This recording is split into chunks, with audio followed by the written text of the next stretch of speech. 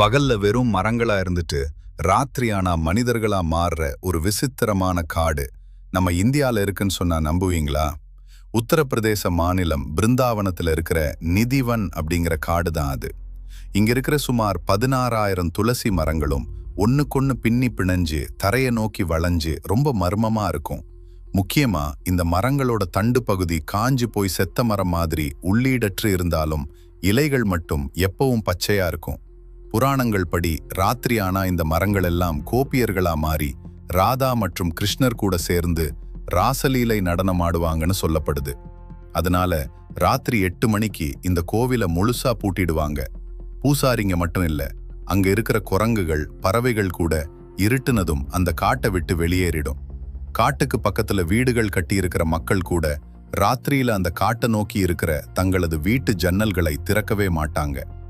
மீறி திறந்தா கண் பார்வை போயிடும்னும் திருட்டுத்தனமா உள்ள ஒழிஞ்சு நின்னு பார்த்தா அடுத்த நாள் அவங்க பைத்தியமா மாறிடுவாங்கனும் ஒரு பகீர் கதை இருக்கு.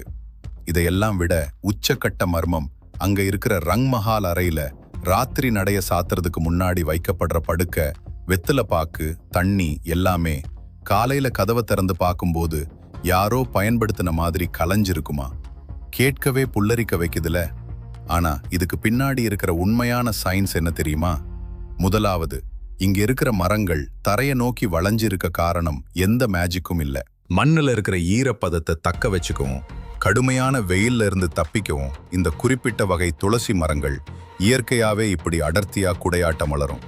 தண்டு காஞ்சு போய் இலைகள் பச்சையா இருக்கிறது வறட்சியை தாங்கிக் கொள்ளும் ஒரு சாதாரண பொட்டானிக்கல் அடாப்டேஷன். ரெண்டாவது, குரங்குகள் காட்டை விட்டு போறதுக்கு காரணம் பயம் கிடையாது. ராத்திரியில அந்த அடர்ந்த காட்டுக்குள்ள வெளிச்சம் இருக்காது.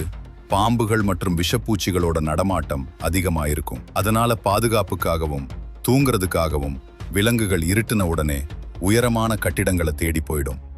மூன்றாவது, உள்ள போறவங்க பைத்தியமா ஆகிறதுக்கும் ஜன்னலை திறந்தா குருடா ஆகிறதுக்கும் காரணம் அந்த கும்மிருட்டுல ஏற்படுற அதீத பயம் மற்றும் பல வருஷமா மக்கள் மனசுல ஆழமா விதைக்கப்பட்ட மூட நம்பிக்கை தானோ தவிர வேற எந்த அமானுஷ்யமும் கிடையாது. கடைசியா, ரங் மஹால் அறைக்குள்ள நடக்கிற விஷயங்கள் பல 100 வருஷங்களா கோவில் நிர்வாகத்தால் பக்திக்காக பின்பற்றப்படுற ஒரு நம்பிக்கை சார்ந்த சம்பிரதாயம்.